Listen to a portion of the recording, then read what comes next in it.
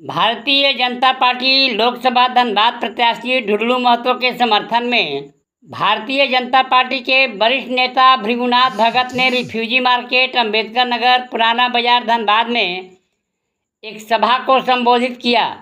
अपने संबोधन में भृगुनाथ भगत ने प्रधानमंत्री की योजनाओं और उपलब्धियों को आम जन के समक्ष रखने के साथ साथ मतदान की महत्ता का भी उल्लेख किया और 25 मई सन 2024 दिन शनिवार को सभी को निश्चित रूप से मतदान करने का आह्वान किया। आइए सुनते हैं भृगुनाथ भगत को। खासकर धनबाद में 25 तारीख को मतदान होना तय हुआ है। मैं आपसे आग्रह करूंगा, हाथ जोड़कर विनती करूंगा कि 25 तारीख को सुबह सुबह सारा काम छोड़कर सबसे पहले मतदान केंद्र पर जाकर अपना मत का प्रयोग करेंगे। सारे काम छोड़कर उसके बाद आप घर आकर जलपान करेंगे।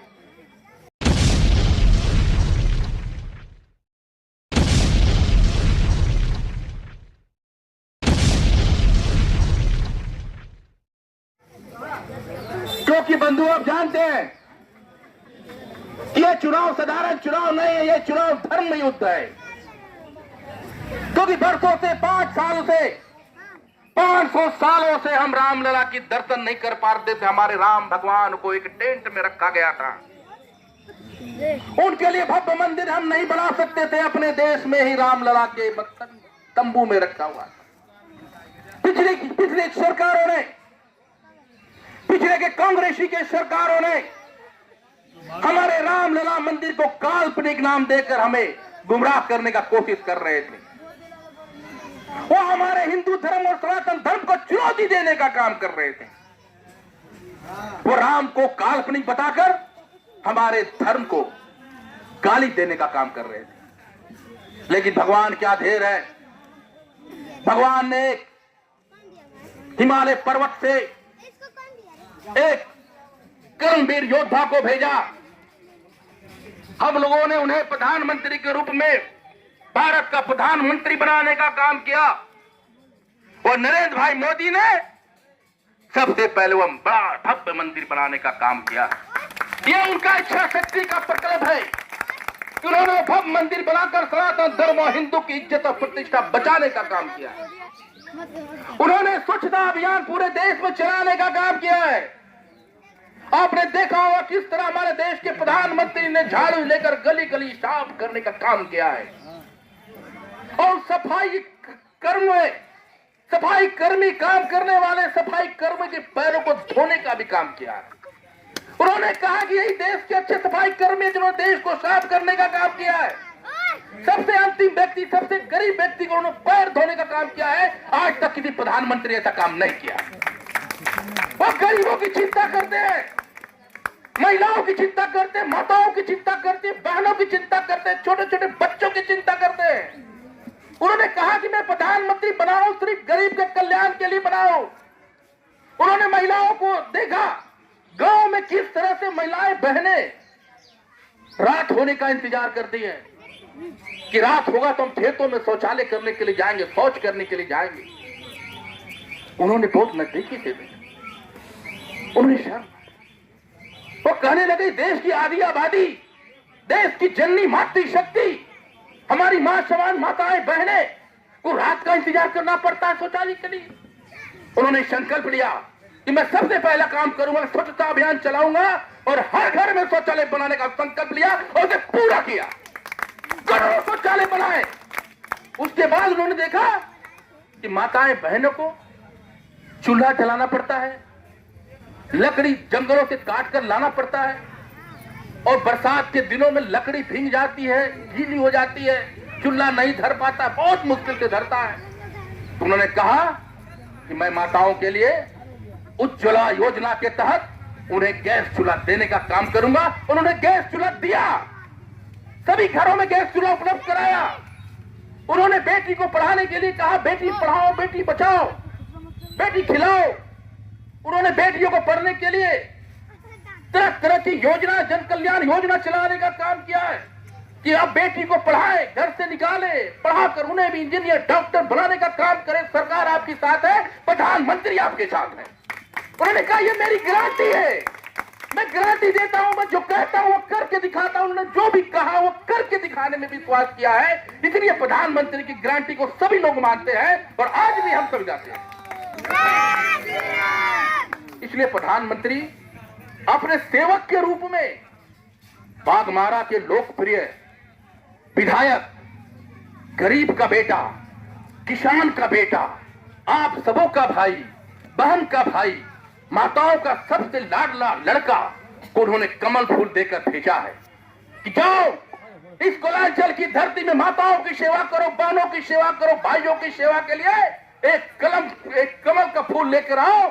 हमारे बड़े भाई डुल्लू भाई को भारी मतों से जिताकर अब धनबाद की कोलांचल से, धनबाद के लोकसभा क्षेत्र से दिल्ली भेजने का काम करे। क्योंकि आपने जो समस्या गिनाई है, हमारे जिले के महानगर के यशस्वी अध्यक्ष जी आपके समक्ष बैठे हुए हैं, आपकी समस्या को उन्होंने नोट करने का भी काम किया है। उन्होंने कहा है कि जिस दिन हमारी सरकार बनेगी, जिस दिन ढुल्लू मतों शपथ लेंगे, जैसे वो धनबाद आएंगे तो सबसे पहले इस अंबेडकर नगर की समस्याओं का समाधान के लिए हम सभी उनके साथ मिलेंगे और पानी, बिजली की समस्या, शौचालय की समस्या, घरों में जो प्रधानमंत्री ने करोड़ों घर प्रधानमंत्री आवास योजना के तहत मुफ्त में घर बनाने का काम किया है, निश्चित रूप से ये समस्या है। पता नहीं किस लिए यहाँ तक अंतिम व्यक्ति तक लोग नहीं पहुंच पाए हैं। आज हम लोगों के बीच सुनील जी आए, आज धर्मशाला में हमारा कई दिनों से कार्यालय चल रहा है। कहा कि हमारे गली में, हमारे क्षेत्र में कोई आया नहीं, कोई झंडा टांगने वाला नहीं, कोई पूछने वाला नहीं, कोई समझने वाला नहीं, हमारी समस्या को जानने वाला नहीं, कोई व्यक्ति हमारे पास नहीं आया है। मतलब निश्चित रूप से हम लोग आएंगे, हम लोग भारतीय जनता पार्टी के कर्मठ कार्यकर्ता है, आपसे मिलेंगे, आपकी समस्या को सुनकर ढुल्लू मतों को और हमारे देश के प्रधानमंत्री तक पहुंचाने का काम करेगा। क्योंकि प्रधानमंत्री का संकल्प है कि अंतिम व्यक्ति का सबसे पहले विकास होना चाहिए। इसी संकल्प के साथ वो राजनीति में उतरे हैं। उन्होंने कहा है कि मैं जब तक अंतिम व्यक्ति का विकास नहीं करूंगा तब तक मैं संघर्ष करूंगा, लड़ता रहूंगा, और जिस दिन समझ जाऊंगा कि मैं अंतिम व्यक्ति का विकास नहीं करूंगा, मैं झोला लेकर हिमालय पर चले जाऊंगा। इन्होंने कहा है लोकसभा में, उन्होंने पहला भाषण दिया था, जब आपने सुना होगा लोकसभा में, उनका एक ही लक्ष्य था कि सबसे पहले मैं गरीबों की सेवा करूंगा, गरीबों के उत्थान के लिए काम करूंगा, मैं अंतिम व्यक्ति का विकास के लिए काम करूंगा, उसके बाद कोई काम करूंगा। धड़ाधड़ उन्होंने कई ऐसी काम किए, हमारे देश का मान सम्मान बढ़ाने का काम किया, हमारे देश को परम वैभव का शिखर तक पहुंचाने का काम किया। आज पूरा विश्व के लोग प्रधानमंत्री हमारे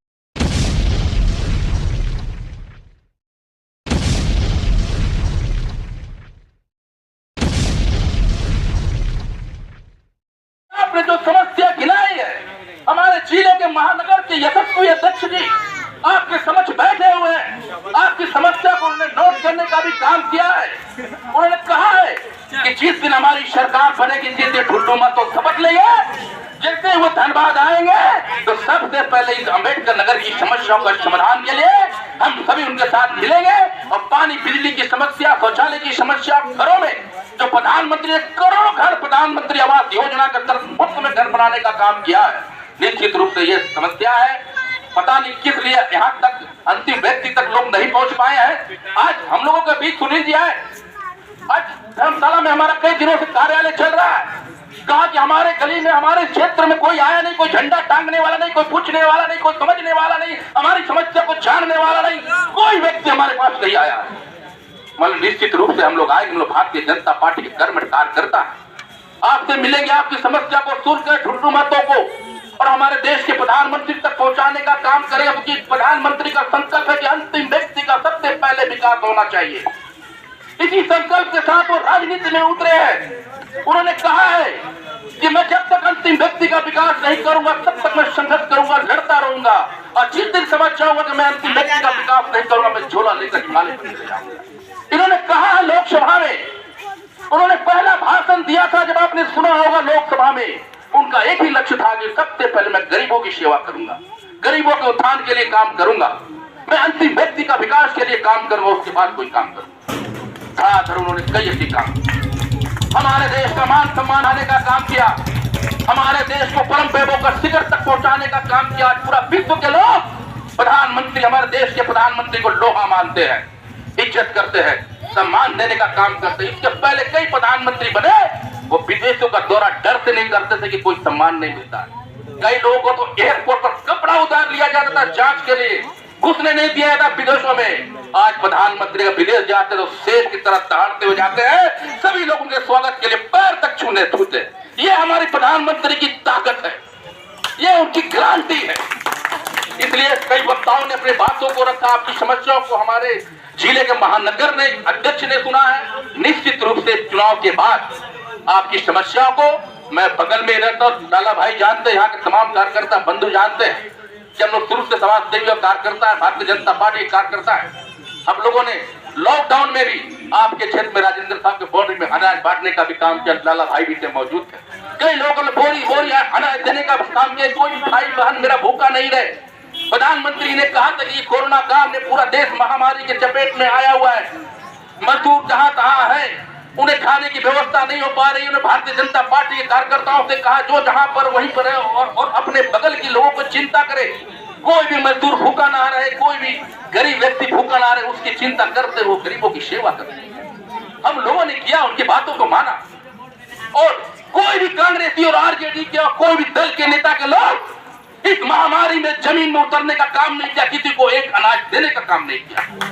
ये भारतीय जनता पार्टी के कार्यकर्ताओं की देन है कि गरीबों के बीच उन्होंने अनाज पहुंचाने का काम किया, कोई भी भाई भूखा ना मरे, ये सुनिश्चित करने के लिए उन्होंने एक सेवक के रूप में, प्रधानमंत्री के सेवक के रूप में उन्होंने काम किया। प्रधानमंत्री के एक आवाज में लोग घंटी बजाए, पूरा विश्व को दिखाने का काम किया कि पूरा देश प्रधानमंत्री के साथ खड़ा है।